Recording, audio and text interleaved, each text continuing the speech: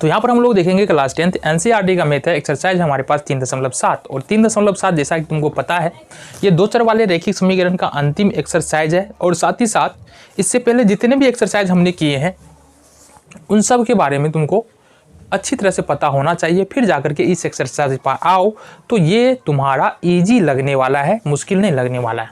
प्रश्न यहाँ पर जो देखेंगे हम जनरली इस तरह का प्रश्न हम कर चुके हैं पहले। आयु से रिलेटेड प्रश्न है पहला, शब्द समस्या है। शब्द समस्या बोले तो हमने क्या कहा, हमने कहा कुछ बातें यहाँ पर दी हुई है, उसके आधार पर हमको समीकरण बनाने हैं, फिर उस समीकरण का हल हमको निकालना है। तो आओ देखते हैं क्या है हमारा प्रश्न। सबसे पहले सबसे लास्ट में देखते हैं। सबसे लास्ट जब भी हमने क्या कहा कि दो चर वाले रैखिक समीकरण के बारे में अगर प्रश्न हो और शब्द समस्या हो तो सबसे पहले लास्ट देखो। अनी और बीजू की आयु ज्ञात करनी है। आयु मतलब एज, उम्र, यानी अनी और बीजू की आयु ज्ञात करनी है। तो बिना पढ़े हुए हम मान सकते हैं यहाँ पर कि अनी की आयु x वर्ष। यहाँ पर हल में देखेंगे तो मान लेते हैं, माना कि अनी की आयु x वर्ष, अनी की आयु इक्वल टू x वर्ष तथा बीजू की आयु इक्वल टू y वर्ष। ठीक है, क्यों माना हमने, क्योंकि यही तो हमको निकालना है ना। लास्ट में तो यही दिया है कि अनी और बीजू की आयु निकाले, ऊपर में कुछ भी दिया है उससे बहस नहीं है, लास्ट में तो हमको यही दिया है। लगभग अधिकतर क्वेश्चन में यही होता है, जो हमको बोला जा रहा है निकालने के लिए वही मान लेंगे। ठीक है, अब क्या करना है, अब प्रश्न को पढ़ते हैं। दो मित्र अनी और बीजू की आयु में 3 वर्ष का अंतर है। अगर अनी की आयु x वर्ष है और बीजू की आयु y वर्ष है तो दोनों मित्रों के आयु में 3 वर्ष का अंतर है। जैसे मान लो अनी जो है वो 10 साल का है और बीजू 7 साल का है, तो दोनों के बीच में अंतर क्या है, 3 वर्ष। लेकिन हमको क्या पता है, अनी x है और बीजू y है, लेकिन ये पता है कि अंतर 3 है। तो इसको क्या लिख सकते हैं, x - y बराबर 3। क्या बोलेंगे जी, आ जाओ। अकॉर्डिंग टू प्रश्न x - y बराबर में 3, ये हो गया तुम्हारा इक्वेशन नंबर फर्स्ट, पहला नंबर का समीकरण। आगे देखो, अनी के पिता धर्म की आयु अनी की आयु की दुगुनी है। तो यहाँ पर धर्म की आयु की बात हो रही है और धर्म कौन है, अनी के पिता है। तो अनी की आयु की दुगुनी है।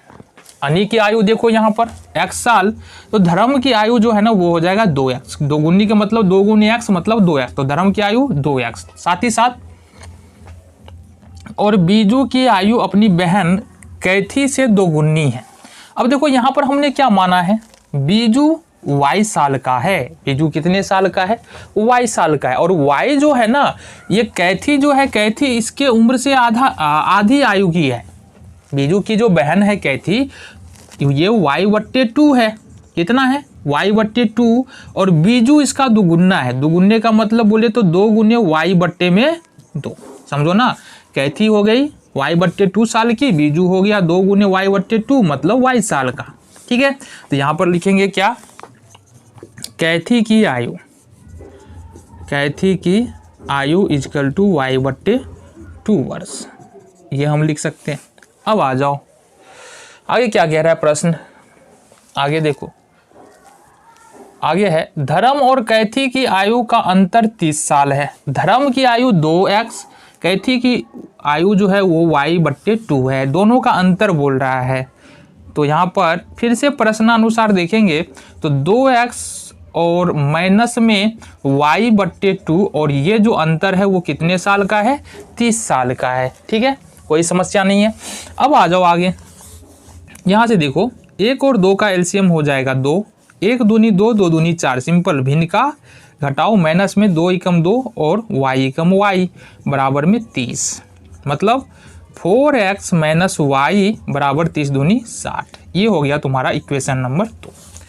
तो समीकरण 1 और 2 आ चुका है हमारा, इसको सॉल्व करेंगे हमारा आंसर आ जाएगा।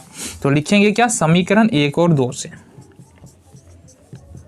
1 और 2 से। समीकरण 1 क्या हमारा, x - y बराबर में 3, और समीकरण 2 निकाला हमने 4x - y बराबर में 60 बोले तो 60।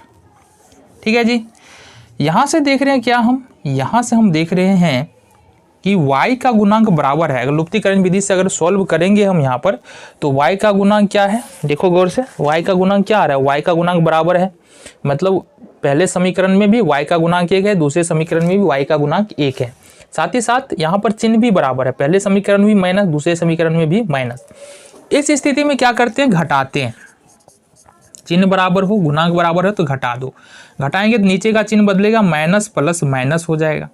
अब y से y क्या हो गया, कैंसिल हो गया। 4 में से अगर एक माइनस 4x है और एक x निकाल दे तो माइनस का 3x बराबर में 60 में से अगर 3 घटा देंगे, 60 में से 3 घटा देंगे तो माइनस का 57 यहाँ पर बच जाएगा।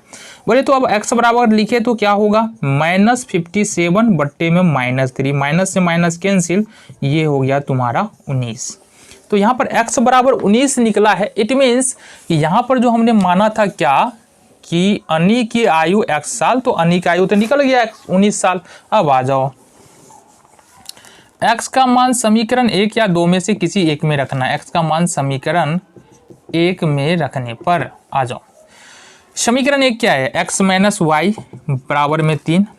अब देखो यहाँ से x का मान निकाला है 19, तो 19 माइनस वाई बराबर में 3, इसको उठा के ले जाएंगे दूसरी तरफ, प्लस में है उधर जाकर माइनस होगा, माइनस वाई बराबर 3 माइनस 19, माइनस वाई बराबर -16, माइनस से माइनस कैंसिल, y बराबर 16।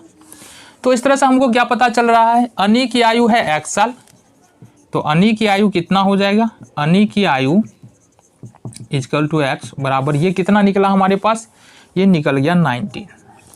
और यहाँ पर बीजू की आयु है ना, दूसरा बीजू की आयु है,